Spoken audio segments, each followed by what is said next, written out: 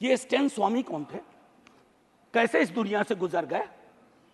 क्यों आज भी उमर खालिद, मीरान हैदर, खालिद सैफी जैसे जवान जो सरकार की आलोचना को देश की आलोचना बना दिया गया।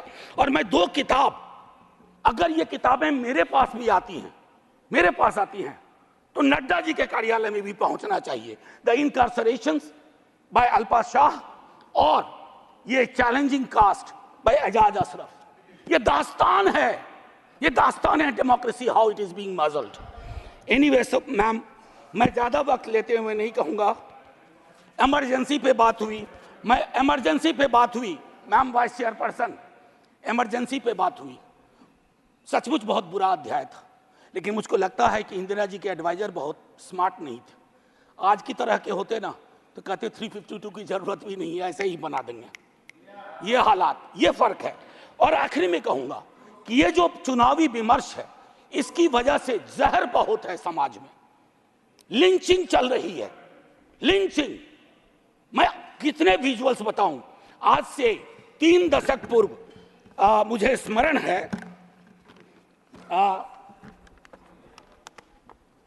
राही मासूम रजा ने एक छोटी कविता लिखी थी। मैं यही कह के खत्म करूंगा। उन्होंने एक कविता लिखी थी, वो आधा गांव के लेखक थे। कई लोग उनको महाभारत के लेखक के रूप में जानते हैं। उन्होंने एक, और उनके लिए गंगोली और गंगा उनकी माँ थी। ये था एक भारतीय मुसलमान का चित्रण।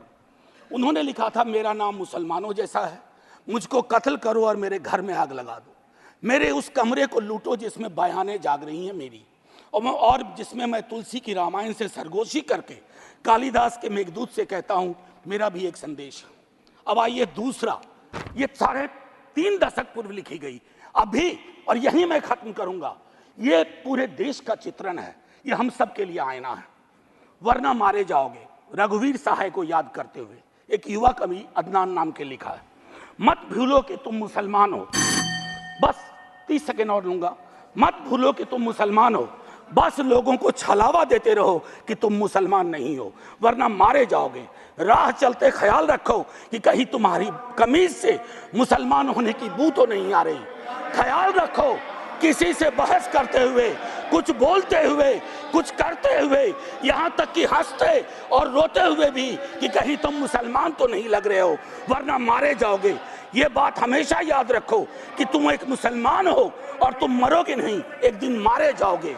विवेकहीनता, तर्कहीनता के समाज को ध्वस्त करिए।